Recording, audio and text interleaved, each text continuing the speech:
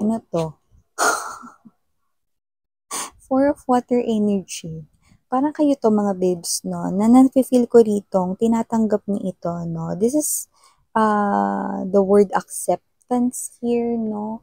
Pero parang may energy kayo rito na parang natataranta kayo rito, no? Parang isa itong napakalaking karangalan. Ganun yung energy, no? Parang napakalaking opportunity, pero karangalan talaga yung gusto kong gamitin na word, no? Na parang kayo ito, na parang nahihiya kayo rito, pero tinatanggap ninyo, may ganung energy.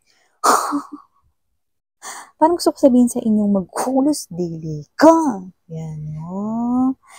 Ay, ano ba ito? Medyo kinakabahan ako. So, maaaring kayo ay kinakabahan. Let's see. Pero hindi yung kinakabahan na parang may hindi magandang mangyayari or paparating. Yung kinakabahan na parang feeling ko excited ako. So, let us see. Ano na naman tong kinasasangkutan ninyo? Lagi na lang ako yung sumisilip ng mga pinapasok ninyong mga sitwasyon. Yan. So, malamang yun ang role ko.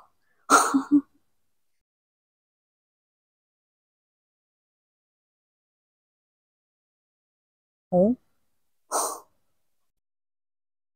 Nangyari sa'yo? Yan, no?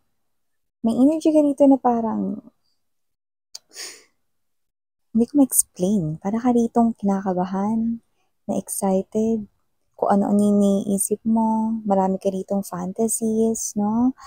Um, okay ka lang naman, wala ka namang health issues, pero parang meron ditong nagpapahubog ng dibdib mo, nagpapanervyos sa'yo, parang, alam mo yung energy na meron ka ritong narinig, then after mong marinig yon, no?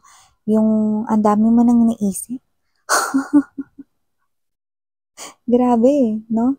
Pero yung energy mo, excited, kinakabahan, sobrang happy.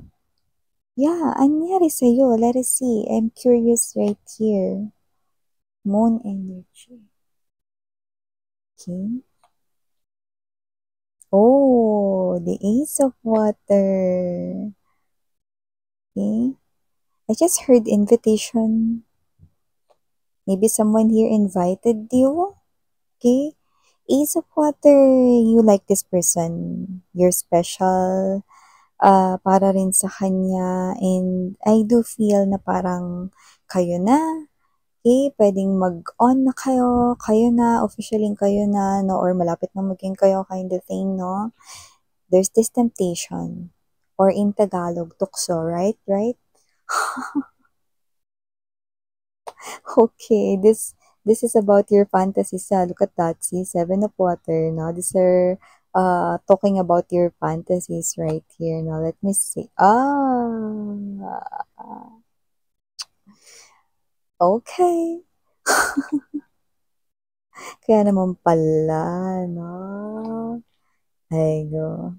Six of Water, Ace of Earth, Nine of Fire, bottom of the deck, Eight of Fire, Ten of Fire, Ace of Fire. Wow. I love it.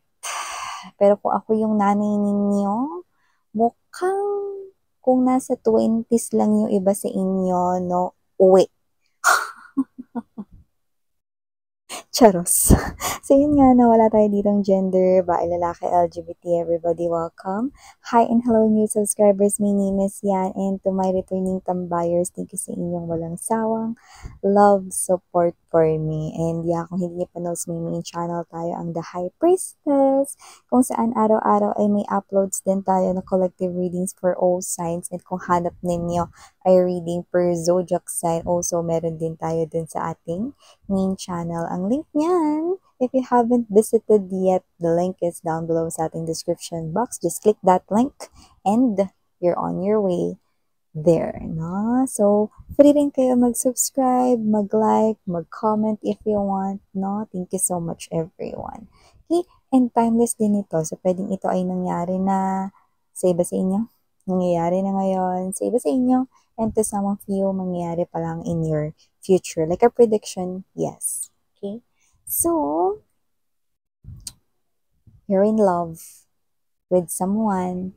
You see this person here as your special one. Okay? This is you. You like this person here. Others, parang medyo bago-bago pa lang kayo, no? And you are really on fire. And you like this person here so much. That, alam mo yung parang for you, ang bilis naman ng oras, uwi na agad, ihahatid na kayo sa inyo kung hindi pa kayo nagsasama or whatever, no? But you like this person here so much that you want to take this relationship right here, no, to the next level, no? Like what I'm seeing is gusto mong i-take tong relationship ninyo forever. Yeah, you like this person here, no? Kaya thinking, you're fantasizing, you're thinking about here your fantasies, no? At yung iba sa inyo, ha, medyo yung fantasies ninyo, no, to the next level, no? Hindi ko yung babanggitin dito, no? Kasi mga babes, no? Alam niyo naman, baka tayo ay ma-restrict ni YT kasi medyo iba sa inyo, no? Medyo lustful yung naiisip ninyo na pero that's part of love. That's part of love. You know, body desires, no? That flame, init ng damdamin kind of thing, no? So, it's not far from happening, especially when two people are really on fire when it comes to love, no? So, kaya nga kayo nabuo, no? Dahil sa pagmamahala ng inyong mga magulang. So, talaga namang pag sinabi natin ganito, ito ay konektado na rin sa love, no? Pero, yeah, meron kayo ritong narinig, no, na parang naging dahilan kung ba't kayo biglang naging ganyan. Yan, no? Parang hindi kayo mapakali, bigla kayong nervyos, bigla kayong nag-excited rito. With the call and there's this 10 of water. Diba sabi ko sa inyo about that invitation, no? This special person looks like in-invite kayo rito, no? Saan, no? O di, jeep. Yan, no? Hindi yung jeep na jeepney, ha? Jeep is in Korean, bahay. Sa bahay niya. Come visit my home or come to my house, no? That particular sentence, no, might not be that exact sentence, no?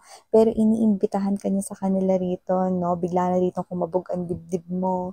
Bigla na rito mga babes, no, na parang nag-isip ka rito ng mga bagay-bagay, no, na posibleng kayong dalawa lang dito inside the room, whatever, no, hanggang sa talagang lumipad na parang may mga pakpak ang inyo rito mga fantasies, no, and why not?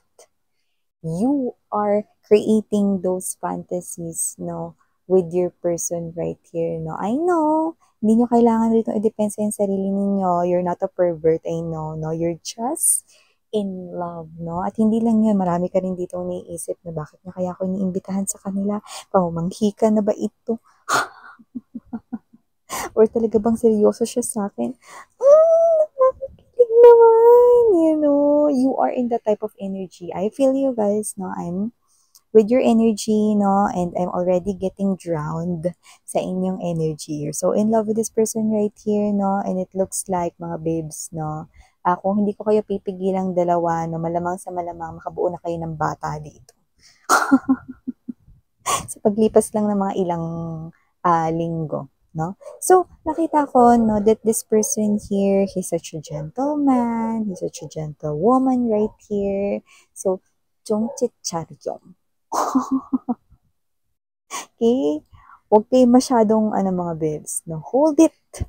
Because this person here respects you so much, no? Kaya kanya rito iniimbitahan, no? With the moon card energy right here, no? Kaya kanya rito iniimbitahan sa kanilang bahay kasi gusto niya rito ipakita sa iyo ang kanyang mundo. Okay? Kasi habang maaga pa raw ang inyong koneksyon, yung iba sa inyo pwedeng hindi pa kayo officially mag-on, pero gusto niya rito mapaganda at mas mapalawig, mas mapalalim ang inyong koneksyon, ipakikita niya sa inyo ang kanyang mundo sa inyo. See, this person here likes you and also wants to take this relationship right here to forever. Yeah, I'm seeing that this person right here is getting serious, more serious sa inyo. Six of Water, Ace of Earth, definitely.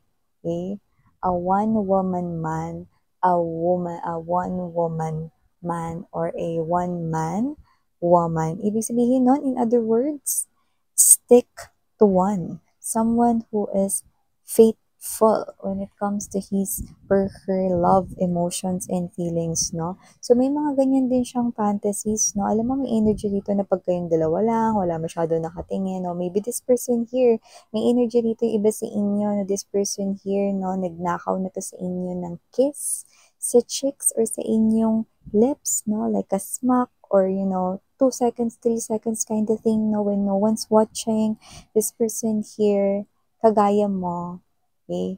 Naiisip niya rin yung mga ganyang desire. Dahil masyado rin siyang on fire sa inyo.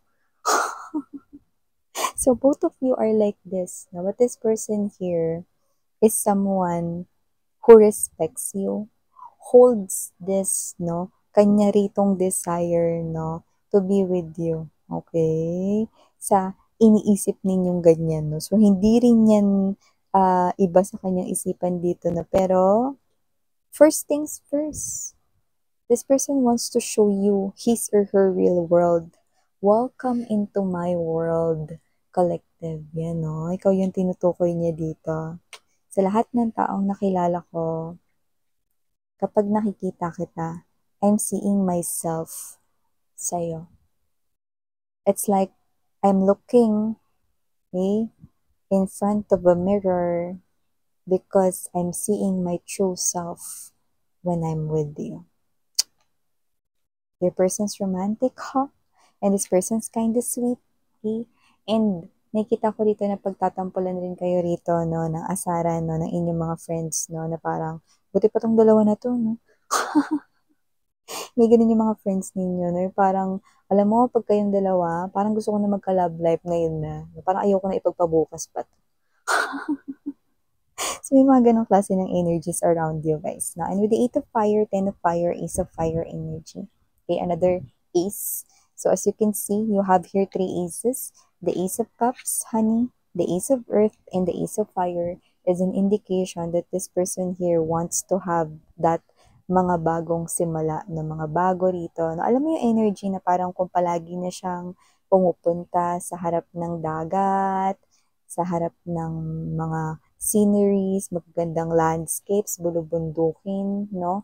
At masaya siya pag nakikita niya yung ngayon, ang ganun, no?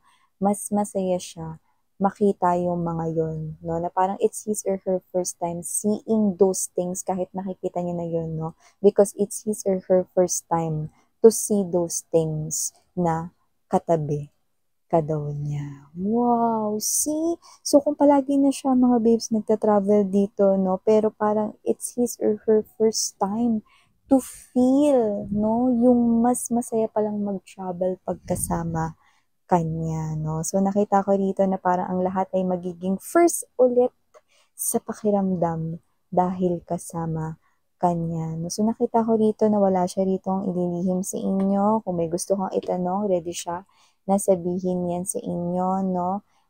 I-explain, ipaliwanag, klaruhin, no? 8 of Fire, 10 of Fire energy, no? So, gusto niya rito mga babes, no, na ipakita rito kahit yung mga bagay na parang mga pinagdaanan ng kanyang past rito, no, pati na rin sa loob ng kanyang family, lahat sasabihin niya yan sa inyo. Wala siyang itatago at wala siyang ililihim, no, para talaga maging maganda ang flow ng inyong future, no. At this person right here is not expecting na maging ganyan ka rin ka-open sa kanya because alam niya sa sarili niya, no, na kapag ready ka na mga babes na willing to listen siya rito. And with the Ace of Fire energy, I'm seeing how passionate this person here sa kanya rito, no, na feelings and emotions here for you. This person really wants to be with you forever. Wow. So, nakita ko dito, come visit my house. Punta ka raw sa bahay niya dito, no? Pero wala kayong gagawin na iba, kundi papakita niya sa'yo ang inyong mundo, no? So, yun nakikita ko dito. Okay? Ngayon, may mga energies ako nakikita rito dahil may mga situations ako, no, na nakikita at nagpapakita sa aking vision dito, no? Okay, dalawa. One, kung kasama niya ang kanyang pamilya, no, na nakatira sa loob ng iisang bahay, ipapakilala ka niya rito, no, like, ma, ito nga pala yung aking nagugustuhan, kung hindi pa kayo, no, na officially, at kung kayo na, ma, ito nga pala yung girlfriend ko, yung boyfriend ko, no, so kayo mag-alala, hindi sasabihin ng nanay ninyo, no, na, ay anak, bakit hinatid ka ng tanod? Or anak, bakit ka hinatid ng ano, ng nagde-deliver ng tubig, gano'n, yung mga gano'n, no? Wala, hindi mga babes, no? Mamaliitin nitong person na to, no? Ang inyo ritong person, okay? Dahil magaganda rin ang ugali ng kanyang parents, no? Wala sila ritong sasabihin hindi maganda sa iyo, no? Dahil, okay, alam nila at nagtitiwala sila sa kanilang anak, no? Na kung sino man yung gusto na person ng anak nila, alam nila, no, na mabuting tao yung napili nito. Nice! Future son-in-law or future daughter-in-law yan. Yan, no? Wala tayong gender dito ha. LGBTQ supporters, welcome din kayo. Okay? Tanggap kayo mga mahal, no? And also, kung hindi naman yun yung scenario na siya ay, second scenario na tayo okay? Kung dito naman kayo nagfo-fall na siya ay naninirahan mag-isa, independent siya rito at pwedeng nasa malayong bansa, malayong lugar, probinsya yung family niya, no? Iimbitahan niya kayo dun sa kanya rito tinitirahan, no, ng mag-isa, no? Makikita nyo yung kanya rito ng mga gamit, no? Di ba pag nakakita tayo ng ay ganito pala yung bahay niya, ay ganito pala yung itsura, na parang nakikita na natin yung ugali niya, no? So, ganun, no? So, huwag ka mag-alala mga babes, no? Wala ritong mangyayari ritong himala dahil una sa lahat, nire-respeto kayo mula ulo hanggang paa ng inyo ritong boyfriend, girlfriend ng special person ninyo, no? Darating at darating kayo dyan kapag ka talagang ready na at nasa perfect timing at maayos ang lahat. So, yeah, ito yung mga messages right here for you guys. Wow, okay? Definitely, this is the beginning of all the beginnings right here, no? It's his or her first, no? At lahat ng mga gagawin niya rito, gusto niya, ikaw ay kanyang makakasama. So, ito muli ang inyong Yana Oni for the girls in Yana, Nuna for the boys. Sanang hiyo, love and light. And